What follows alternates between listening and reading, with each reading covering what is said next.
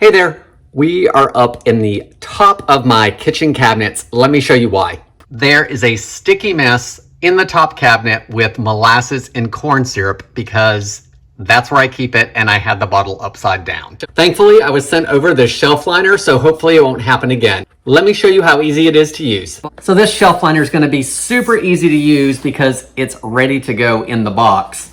When you open the box, it comes with this sliding cutter that goes either direction, just like in some of those other food storage things that you have, making it easy to cut off the amount that I need. So maybe when this is all used up, maybe I can put my aluminum foil or plastic wrap or something in here and still use the availability of the cutter.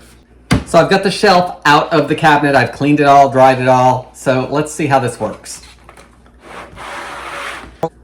So I'm just going to measure out what I need, and because their cutter's up here, I'm just going to put a little dot down here with some magic marker just to show me where I need to cut. So I've got it rolled up. I'm going to get a nice straight edge all the way across. Nice, easy cut. It's perfect. I can cut it this side too. Now to finish my cut, I'm just going to put another dot there and another dot there. Again, I'm going to use the cutter to my advantage and get it where I need it, and then carefully cut the other direction.